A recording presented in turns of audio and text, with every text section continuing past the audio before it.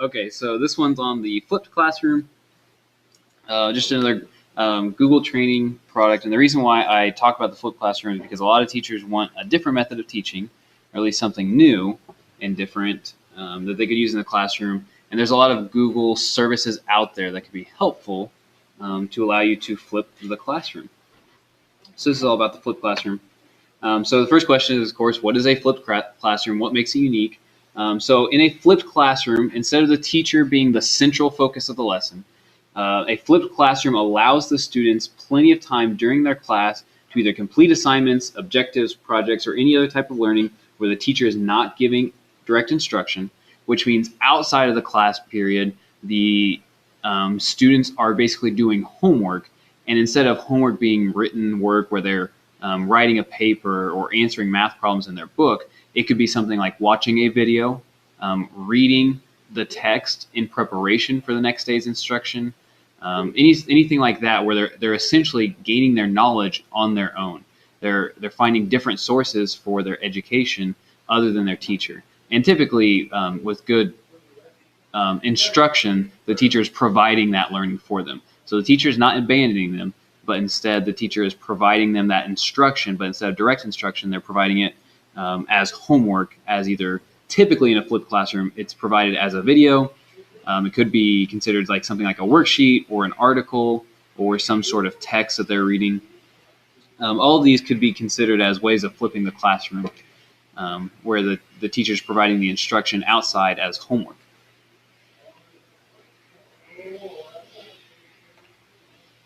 The first thing you should ask yourself about the flipped classroom is the flipped classroom right for me or my class?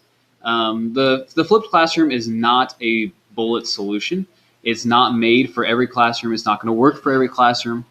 And there's just some materials, some classes that do not lend themselves nicely to a flipped classroom.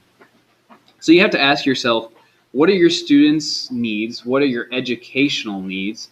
And would a flipped classroom benefit them? And this is just kind of, you have to weigh your pros and cons here of your own classroom.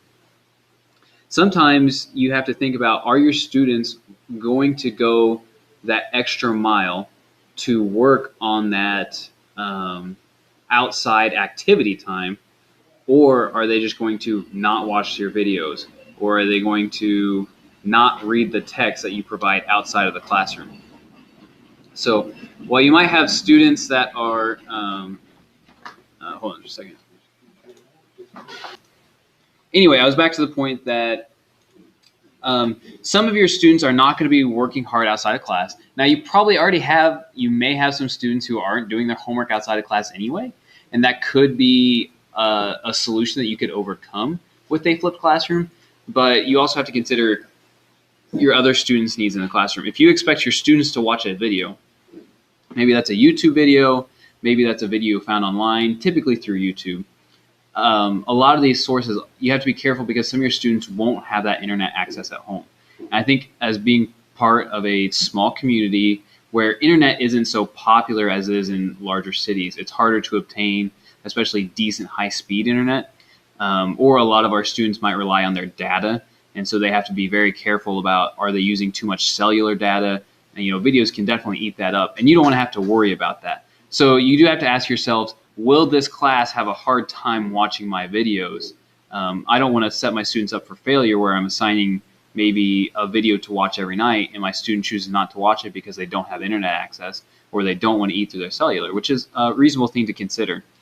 So you could plan ways. Maybe it's only one student, and you could talk with that student. Are they okay with coming in before or after school to watch the videos? I think it's a little harder for us because we kind of have YouTube blocked already on all our student accounts. So that provides another hurdle. But I think these are all just things to consider as a teacher about whether or not you want to use the flipped classroom, or at least if you go the video route. But you might just have a class where all your students are able to watch YouTube videos on their own. They're okay with using, they have Wi-Fi at home. They're okay with using that. Then that may be a really good option for you. But also, not only are your students prepared for a flipped classroom, are you prepared for a flipped classroom? Are you ready to make the lessons you need to make these videos? Making videos and preparing it and editing it and uploading it can take more work than you think. It definitely takes more work than a normal lesson, because as teachers, it's easy to come up here and talk for 30 minutes about what you need to talk about because you've talked about it before, and your students are very forgiving and they can have a general discussion in the classroom if you have issues with getting material out. But when you record the videos, you have to be prepared with everything you're going to say beforehand, and that can take extra work, and uploading the videos will take a little extra work. But there is greater benefits in the long haul if you are recording your lectures, because now once you record it once, you can use it again the next year and the next year and the next year. You can use it again as many times as you'd like. You don't have to keep re-recording the videos unless you want to edit a video or redo a video because you didn't like it. You can always do that, but definitely the first year of content that you're creating is definitely going to be the hardest. But once you get past that point, it's definitely easier from there to allow students to watch your videos that you've already created. So again, these are just different things that you can analyze about whether or not the flipped classroom is right for you and your classroom. But I do recommend making sure your students embrace it, because if they embrace it, the process will go well, things will get done, and you'll actually see that education happen. But if your students don't embrace it, it just won't go well. Your learning will decline, that sort of thing, and you're going to have to, change something in some way or go back to older methods. So again, all things to consider. Next, what tools do I need for a flipped classroom? Which tools you use can all depend on how you're wanting to flip the classroom. Like I said, a lot of flipped classes provide a teacher-provided lecture that is provided over a video. And there's many resources out there already that have teachers lecturing on certain topics. Again, as teachers, we always say there's no reason to reinvent the wheel. If somebody else has it, then use it. But only use it if it's right for you. Does it fit your needs? Is it accomplishing the task you want to accomplish? I know a lot of times it's kind of hard because right now we're going from Common Core standards to Missouri Learning Standards, and it could be a wish-wash of are other sources providing the material I need to meet my Missouri Learning Standards? Does it provide enough material to meet my curriculum? And then sometimes if it doesn't meet that, you have to make your own videos, which is okay if you're comfortable with doing so. But I'm going to share some resources you can use if you want to make your own videos, if you're doing your own sort of thing. But real quick, I want to talk about one of the resources I use when I look for a wheel that has already been invented, and a lot of people have heard of it and used it before, and that's Khan Academy. It's spelled Khan Academy.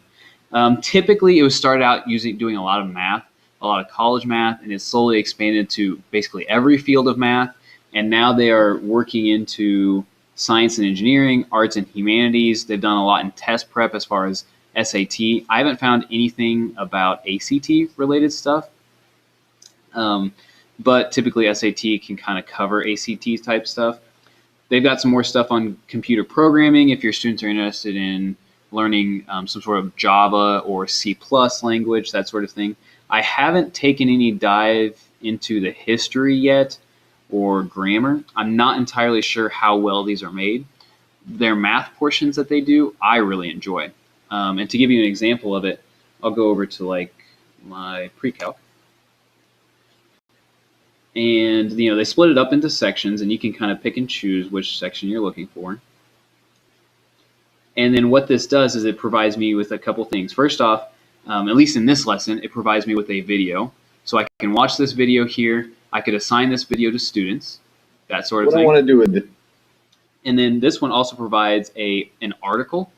So maybe your student doesn't want to watch the video, or maybe they have a hard time watching the video. They can watch this article. And in all the articles I've seen through Khan Academy so far, they read through the article, and as they go along, it asks them a question. It asks understanding questions here. So it gives them a little material. It asks a question. They can check their answer right here as they go along in the article. I really like that. It's just that integrated learning. It provides a check for understanding as they go along.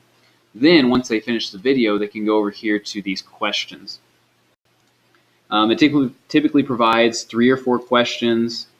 They can ask the question. They ask a question. The student answers the question. It tells them right or wrong. And if they're stuck, it'll provide a video for reference, which is typically the video I just clicked on, or it'll give them the hint in the answer if they ask for it, and then it'll count it wrong, but the students can always go back and redo it. They get an idea, it'll generate a new question for them. So at least for math, and I can only speak from the math side of things because that's what I apply it, it provides a lot of resources right here just for my flipped classroom. All of the videos are well made, at least for math. I don't have to provide any more material. The student can watch the video at home. They could read the article at home, or I could even print out the article if they need that. And then they can answer their own 3 or 4 questions to check for understanding. Again, I didn't have to do any work other than find it. I don't have to make a video, that sort of thing. So I recommend checking out Khan Academy, maybe checking out the categories in your area. You know, if grammar would provide something that would be beneficial to you. Maybe you want to talk about prepositions. Here you go, and it'll have a video. This has 4 play buttons. So it says, they can watch a video about meeting the prepositions. Hey, grammarians, I want to talk about prepositions, but before... He'll explain it, 3-minute video, not too long. Some of them can get a little bit lengthier. I've seen, 8, 10-minute videos. Hello, grammarians. Then he provides another video about prepositions used in reference for time. And then they can answer these questions, 7 questions each related to each topic, right? As a teacher, I can make an account on here and add my students. And, before I talked about Google Classroom, it easily integrates with Google Classroom, and it brings all of my students from Google Classroom into my Khan Academy once they make an account. And I can easily assign these to my students. So let me show you what it would look like to assign it. So if I pick the questions I want them to, let me go to the lesson page. Up here at the top, it allows me to assign it to any class. I have my classes already set up. I have my students entered, and I can assign it to those students, any students I'd like. I can do same questions, I can have mixed questions, and I can assign a due date, and then I assign it. Students can log into here, they get that assignment, they go directly into here, they answer the questions, and the benefit from the teacher's perspective is I see how well they do. I can see if they got 3 out of 7 right. I can see if they attempted it 2 times and got a much better score the second time. And typically I'm lenient. If they missed a few the first time and they want to redo it, go ahead. Answer more questions. I think that's a good thing. So they're different questions. They're different questions, typically. And like I said, I'm not sure. I would assume something like grammar, they can easily generate new questions. It shouldn't be any problem. It'll generate new questions, right? Yeah, I've used Khan Academy before, but when I used it in Michigan, there wasn't the English section and all of that. Mm-hmm. It was primarily math. Mm-hmm. And since I'm not a math teacher, when I had to tutor my math students, That's what you use. I said, all right, let's go to Khan Academy. You're working on what? And then we found the topic, we played the videos, we worked through it. Right. And it was done well enough that I could understand it enough so we could go back to the textbook and I could help the students. So I've used Khan Academy, but Yeah. I didn't know that they had included now a grammar section. Mhm. So I'll look. Yep, they've added a lot of courses, so I'll be excited to see what more they add, what else they're going for. I've used this program so far with a bunch of my 10th, 11th, 12th graders. So some kids will moan and be like, Khan Academy. And the reason why they do that is because some of them get bored by the videos, that sort of thing. Some of them really enjoy it. They ask me, why aren't we doing Khan Academy now? Why do we go back to the original lesson? Well, Khan Academy didn't have it, so I had to teach it like that. So some of them like it, some of them don't. But if you're teaching 10th through 12th graders, that at least I've had, they'll know what it is. They're going to be used to it. They know how to do it, which is nice. So resources like Khan Academy. There's other stuff out there. You can just do YouTube videos themselves and find YouTube videos and then make your own questions, that sort of thing too. But I always recommend checking out those things when considering what material you're going to provide outside the classroom. If you're not going to use something like Khan Academy, YouTube has a lot of videos. I think everybody knows that. Everybody's aware what videos they have available to them in their area. It's, of course, one of the best places to search for your content if you're looking for something specific. And if there's not something that you like out there, if it doesn't meet your criteria, it doesn't cover what you want to cover, the best thing about YouTube is you can upload your own video and make it yours. That's all you. and your ability to add to YouTube what it lacks. So you can look for things in the YouTube community that are lacking in maybe an area that you want your students to learn about, and you can be the one to add to it. So would you consider, is it okay if I ask questions? Oh yeah, for sure. So would you consider, even though I did it in the classroom, I wasn't there, I was at Teacher Academy, Mm-hmm. and so I found online, through PBS, another history site, and YouTube, I found several short videos, Mhm. 3 to 5 minutes long, concerning the Dust Bowl and Great Depression and all that, in preparation for them understanding the text that we're getting ready to read. And so I had to Yep. substitute, load and play those videos. The kids watched a video, then they discussed it, took notes on it, Mm-hmm. and went to the next one. And now we reference back to those videos as we talk. Yep. Would that be considered flipped classroom? Because I wasn't there. I would, for the most part, consider that to be a flipped classroom. I mean, the instruction wasn't necessarily direct instruction, and so I'd consider that to be flipped classroom enough. And again, it doesn't have to meet the criteria of flipped classroom. If it works, if that's what works, then that's what works. Were all those videos on YouTube, or were some of them on other sites? All but 2 of them were on YouTube. One of them was on PBS, and one of them was on history. Okay. The History Channel. So if all the videos do end up being on YouTube, and you like to do that, that goes to my next slide, and that's YouTube playlists. So what you can do is you can create playlists of multiple YouTube videos, and it will organize those videos together, and it will allow you to share those to your students. And you could either group it by section. Maybe we're just talking about everything in chapter 5, right? I can provide all those videos in chapter 5, and I can tell my students, we're going to be talking about this chapter over the next 2 weeks. Just make sure you watch all the videos in this section over the next 2 weeks. Or you could even make a group by lesson. Today we're talking about just the Dust Bowl, so I'm only going to put videos in my Dust Bowl playlist, right? And that's where they come up and it's clips. You can hit Mhm. play all, and Yep. it just goes one video after the Exactly. You can play all the videos one after another. And again, that would be super easy to share with a substitute, because then you could just share the playlist link. And once you share that, the substitute could go straight to that playlist link, and they know which videos they're going to be watching. Instead of loading all of them and sharing a bunch of links. And same thing, if you just shared it with your students, maybe you sent it in an email, maybe you sent it in Google Classroom, you can share just that playlist address. That way they get one link to all the videos they need to watch. And it's kind of all in one place. And so I was going to show you how to make a playlist, because it's important to know then, how do I make a playlist? What can I make a playlist out of? So what I'm going to do is I'm going to start with YouTube. And so I just did a generic search for geometry similarity.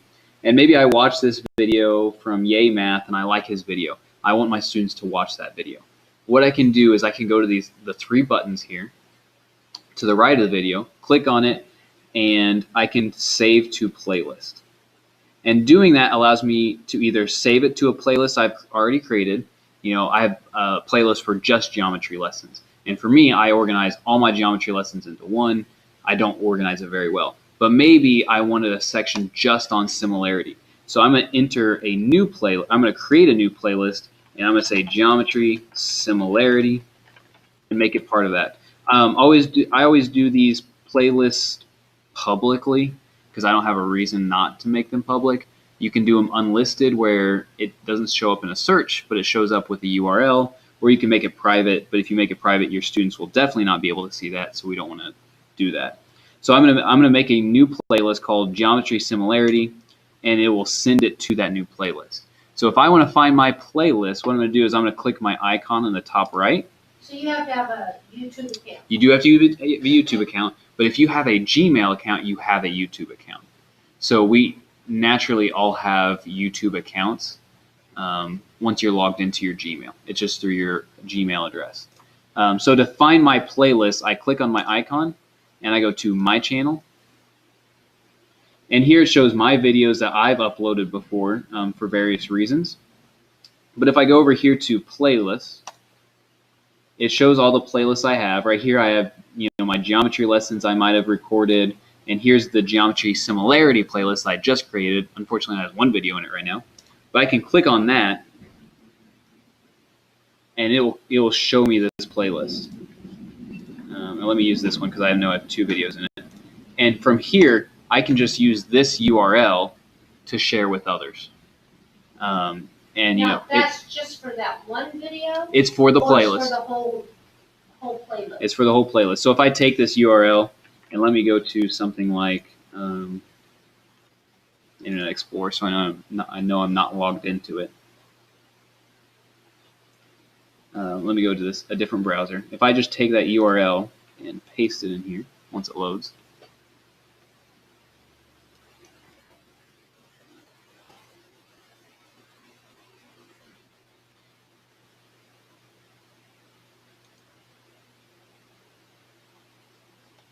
As you can see, politics and politics and politics was the news for today. Yeah. Yeah. So once I send that link that I just shared a link to all these playlists, and this is how it would look like. It would show up as the first video. They're starting the first video, and then it knows it's going to go to the second video once it's done. Or you could even shuffle it, which you probably don't want to do that with your educational videos, or you can put on repeat, which there's no reason you would need to. But yeah, once you share that link, you are sharing a link to that playlist. Okay, so now I shared that link, and 2 days later, I find another video I want to put into that playlist. Yep. Does it automatically refresh? It will automatically refresh the playlist once you add a video. For the students. For the URL. Yep, the URL should automatically update however you change the playlist. So think of the playlist as being like a folder, and you shared a link to the folder. And anytime you change the folder, that's updated live, so that the students would see a change in that. Of course, I would recommend telling them, "Oh, I added a video. Make sure you watch it." But it would be part of that playlist. So you can create playlists. Playlists could be helpful creating the videos you uploaded. Maybe you uploaded your own videos and you want to make a playlist of your videos. That can be helpful. Again, you can use a playlist to describe maybe a certain lesson, a group of videos that you want your students to watch, or maybe an entire unit. To separate to organize all the videos you want the student to watch into one playlist. And like I said, that can be helpful if the students are watching it on their own. You can send them the link to the playlist. This is what you need to watch tonight. Maybe it's 1 or 2 videos, or maybe here's this playlist and you need to watch all these videos this week. So the link that it creates is a YouTube link, because I was just thinking, that's why I just. Yeah, it's a long one too. So you might even put it into a URL shortener if you want to.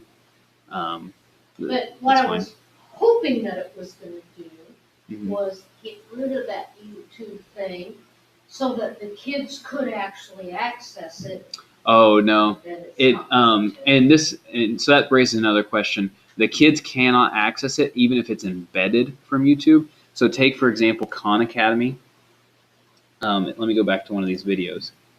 If you notice at the beginning of this video, the YouTube button pops up and it looks exactly like the YouTube player, because it is. It's taking the video from YouTube and just showing it here. So none of these Khan Academy videos will be viewable to the students from their Chromebooks at the school. So yes, that can be harsh, but there's a couple ways around it. I can show this video to my class like I'm doing right now. I can present it. We can all watch it at once. It's a little more boring method, and it doesn't allow students to watch it at their own pace.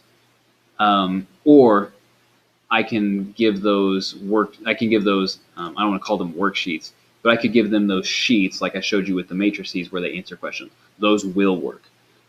So you do have to know what is and is not a YouTube video, because we know they won't show up on the students' Chromebooks, at least in class. Well, what I did for a different class, a different lesson, I had 3 videos that I wanted them to watch, but I didn't want to do show it to the whole class. So I logged into 3 different Chromebooks. Oh yeah. I loaded the videos. I set them in 3 different stations in the classroom, divided my class into 3 groups, and then they moved from station to station after they watched it, took notes, discussed it, started, stopped it at their own pace, and then they all shifted and moved to a different station Yeah, that's like one way to do it. that. Yeah, And so I got around to YouTube like that. right. That sucks. Sometimes though, you have to be careful because that'll put a strain on the internet because each user has essentially so much internet that they can have at one time. So if you're logged in on all those devices, it'll kind of split up your internet usage onto all three of those devices. So it could slow down devices. I don't think 3 would be a problem, but once you start getting more of that, especially if they're watching videos, it'll start slowing down a bit. That explains something to me. Yep. Okay. So let's say you don't find the video on YouTube, you don't find it on Khan Academy, you want to make your own. And if you want to make your own videos, you're going to need some sort of audio recording and video recording software. What I'm using right now is a program called Nimbus, and that's what I'm using to record this lecture. And it's a Chrome Web Store app. So if you go to the Chrome Web Store, and if you look for Nimbus Screenshot and Screen Video Recorder, I have an image of it down here. The Nimbus program I found was, not only was it free, but it allows me to screenshot a page and to edit that picture or cut it down. So if I'm throwing in a picture, like this picture right here, I was able to screenshot from my browser and throw it into my PowerPoint, into my slide. Or it lets me record video like I'm doing right now. So I'm recording my video, and it's recording everything else on my screen. That's a setting when I hit the record button. I can't show you or else it'll stop the recording. But it's an option when I start recording. It'll say, do you want to record this tab that I'm at right now, or do you want to record your desktop? And if you select desktop, it'll show everything. And so if I were to switch here to maybe my PowerPoint, and I was to record my PowerPoint while I talked, that's going to show up in my recording. It also allows you to pick an audio input, which if you're going to be teaching, you're going to need some sort of audio input. I'm using the mic from my dock cam. You can also pick up cheap mics that are, they plug into your computer. There's a bunch of different options you could have for mics that you could buy, and they range in prices. They could be as cheap as $10. They could be as expensive as $100 and be really good quality, although that would be unnecessary. But as long as you have some sort of mic plugged into your computer to record your audio, then you just need this program. It'll pick up your audio. It'll record whatever you're doing on here. And that would include if I'm writing on my smartboard too. So let me write on my smartboard.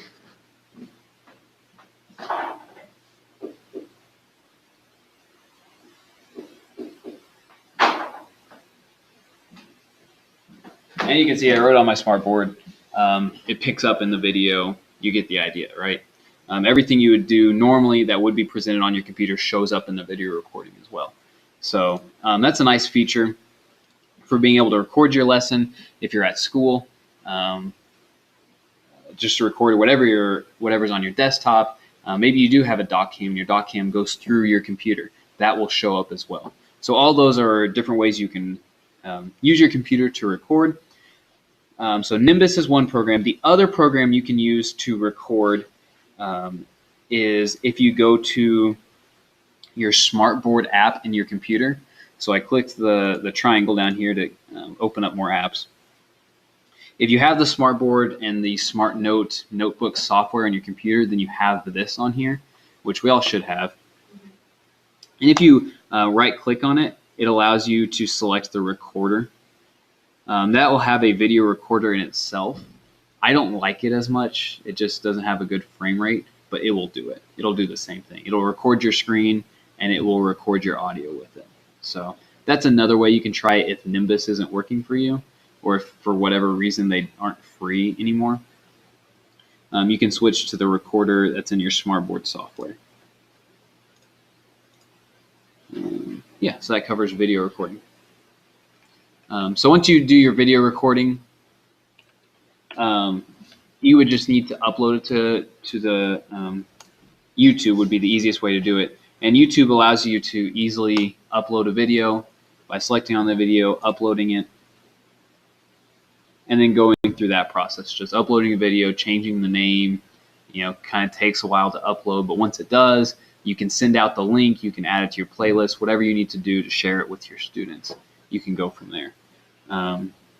There's another thing you can do. You can also do live streaming through Google, and live streaming allows you to stream whatever you're streaming live, but typically people do this with like a webcam. And so they could have a webcam, they can go live streaming just like you would Facebook live streaming or something similar. And then what it'll do is it'll save the video afterwards. So after you're done with the live stream, it'll save the video. So if somebody came late or they wanted to watch the live stream, they could go to the live stream, watch the video. I could see that being useful for maybe teaching outside of the classroom. Maybe you go live at 7 o'clock and you teach for 15 minutes and that's it. Well, a student might not be there at 7 o'clock. They want to watch the video later. Well, they could watch the live stream later. Or maybe you do a chapter review the night before. So you do a chapter review at a certain time, and the students can come in and they can stream the video and then it's saved for later, right? So that's ways of uploading your video. One other thing I want to talk about with presenting the video is using Google Forms. Google Forms can be helpful in presenting the flipped classroom to your students. The reason why I bring that up is you can attach the video into the Google form and then ask questions inside the Google form that relate to the video. The benefit to this is this allows you to know who has watched your video based on if they answer the questions and when they watched the video based on when they submitted their Google form. So take, for example, I already made a Google form. And in this Google form, we're talking about parabolas and focus and directrix in our parabola. How do you say that? Parabolas. Okay. Not I like always call them parabolas. parabolas, I know, because like paraprofessional is spelled P-A-R-A, and then bola is like the bow tie. It's kind of like hyperbole. Hyperbole, They all yeah. pronounce it hyperbole. Hyperbole. Yeah, parabolas is a weird word. But yeah, let's say I was talking about parabolas. Well, what I can do is I can insert a video. I can add a video. And again, since it's a Google form, it's very easy to enter YouTube videos because YouTube is part of Google. And so it's very easy to add YouTube videos once you pick the video.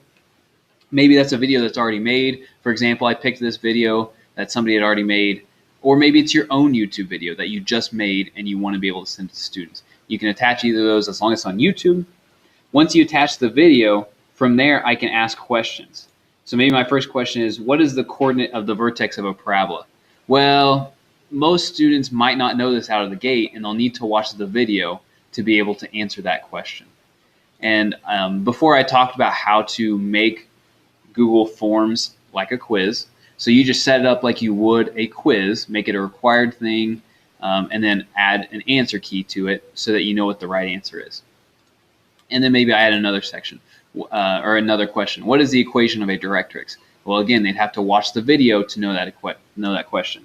I guess a student could just Google this question, but I also made this question in like 5 seconds just as a reference. So you could ask your questions a little more focused. You could make your questions a little bit harder where they have to watch the video to be able to answer the question correctly. Something that gets them to watch the video and engage with it. Like I said, not only is the benefit that you know that your student's watching it, the other benefit is it allows for the students to interact with the media. So not only are students just watching a video or even pretending to watch the video, they are answering questions alongside the video and interacting with the video. I'm asking very forward questions that have an answer because this is math class and we typically like to have answers. But you could just as easily ask discussion type questions after the video and have students' feedback and input into this. So these questions pop up with the video? No. Or they pop up along with the video as it's playing, or it pops up after? It kind of pops up after it, just like any other Google Doc. As they scroll down here, they could answer the question before they actually watch the video. Okay. I've seen programs out there that you insert the video and you can ask questions along through it. And so the students are watching the video and then it pops up a question and they have to answer the question to continue the video. Kind of like our training session, safety training session. Yes, yeah, just like our safety trainings. Yeah, just like that. But typically, when I searched for those types of programs, they cost money. And I saw some coming in at like $15 for a year subscription, which is not bad at all. You can put that under your classroom budget. But I'm always the type that looks for that free version. What's the free version? I had a hard time finding a free version of that type of program. Unfortunately, I didn't find any free versions. This is kind of the free version. It's not, the students are required to answer the question, but it doesn't pop up halfway through the video. They can do it whenever. They can do it before, during, after the video. It's just the video is embedded, so they can do it whenever.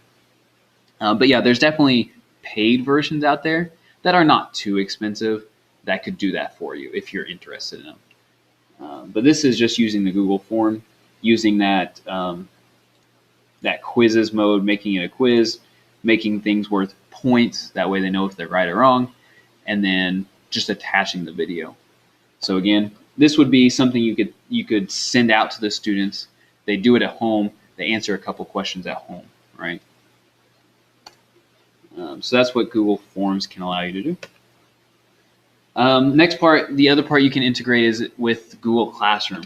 So with Google Classroom, this will allow you to share the videos or the playlists you make or the Google Forms to your students at once. Again, that's the best way to send it to your students. That's the best way they can do their work. Now, the best part about using Google Classroom here is this is what allows you to accommodate to your students' needs. So you can share a certain playlist with a certain group of students or a certain assignment based upon that group of students. So you can group them based on their ability and provide an assignment or video that fits that group's needs. Maybe you have a group of overachievers that need a little bit more to work on, a little more higher level DOK stuff. Well, then you can share with them a playlist that maybe has longer videos that are maybe a little bit above their age range. Or you might have another group that's below their target learning where you're trying to achieve. Well, you could share with them videos that are maybe have a little more background. Maybe they're easier to understand and not so in depth. Again, Google Classroom allows you to share with certain students each time you post. You don't have to share it to the entire classroom. This way you can have students working on different things so that when they're preparing for the lesson, they're watching the videos the night before or they're watching the videos after the lesson, then they can each have what they need to be progressive, growing learners, right? So again, just kind of emphasizing that Google Classroom is there to allow you to accommodate to students' needs. All right, now creating the out-of-class experience, essentially everything I've talked before that's the easy part. The hard part is, what do you do in the classroom? And what you do in your classroom is entirely up to you. And I know that's very vague, but this is just based on what you need and in your classroom. This will probably actually take the most work, is preparing what are you going to do in those 45 minutes that you have them in the seat. If you have them watching videos, completing these lectures outside of the classroom, what are you going to do during class time? Some things you could do are to offer projects. Maybe have a long-term project that is continuing on, and the videos they watch each night prepares them and provides them with a little more information towards their project. That way, when they come into the classroom, they're ready to work on their project with their group because they learned something new last night that they want to apply to their project. It could be something simple like homework. This would be a good chance to provide the homework that those assignments, those example problems in class that they can do in front of you. That way your students aren't going home, copying each other's work, copying answers from the internet, because they have to do that homework in your class. So they're watching lectures outside of class, they're doing the homework in the class. That way they're working on it. You can do quizzes, just short quizzes of understanding that may refer to the material they learned the night before, what they watched the night before. You could provide additional lecturing or other exploration. So if you have some fun ideas about engaging the students, you can provide that additional lecture, or maybe taking it a step beyond what the videos and what the content you assign to them.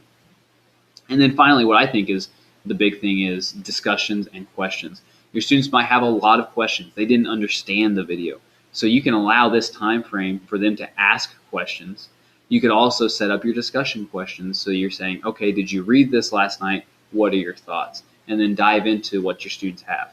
Hopefully, they come in prepared because they watched the video, they did their homework, and they can have discussion questions. So facilitating a discussion will be a good time. It allows you more time for discussion, or maybe it allows you to combine that. Maybe you do a quiz and a discussion, because during a normal 45 minutes, you might not have enough time to do a quiz, a discussion, and present all that material to them to have the quiz and discussion. So again, maybe a combination of those things. But again, that's up to you and what you think is right for that classroom, what they're learning, and what your classroom needs are. So, I think that's it. Yep, that's it. So, do you have any other questions about flipped classroom? No, the hard part is making them do it outside. Yes. Because right now, they don't read outside of class, and they don't write outside of class, and they don't do their homework outside of class. Yes. That would be my problem right Yep. now, is getting them to buy into it, why they ought to do it. And some students can buy into the idea of it's different. It's different to watch videos as homework.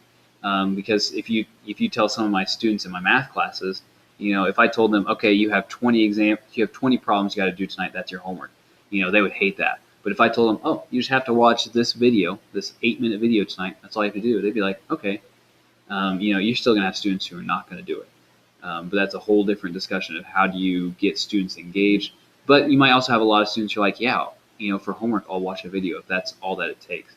As long as they're reminded and they know that that's all they have to do, they'd be happy to do it. So again, I think that goes back to the whole thing of, is the flipped classroom right for you? Some classes it's not gonna, but for some other classes it could be very engaging.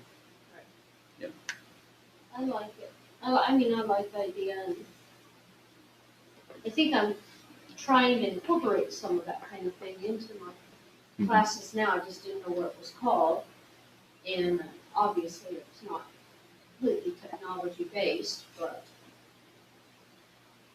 I'm trying to get some different engagement strategies in there. So this is another one. Yep. And like I said, it's not a silver bullet. It's not going to work all the time, and it may not even be great for a full year usage. Maybe you only use it sparingly. Maybe only 1 unit out of the year, or something like that. It just depends on what you think is right. And that's what I was, as you were talking about it, I was thinking about. I can see getting into this, like, okay, here is a unit, and I want to do this unit like that, and it might work really great. But then we may go 2 or 3 more units before I would find that it might be effective again. Mhm. So that's what I was thinking as you were doing it. I don't think that, at least definitely not the first year or two, that I go all to that. So. Yeah, definitely. Find guinea pigs, find a small class, and do it once. And then if it's working, start expanding it. Do another class, do more lessons with it. Yeah, you just have to have guinea pig students who are willing to do it. No, sorry. I'm doing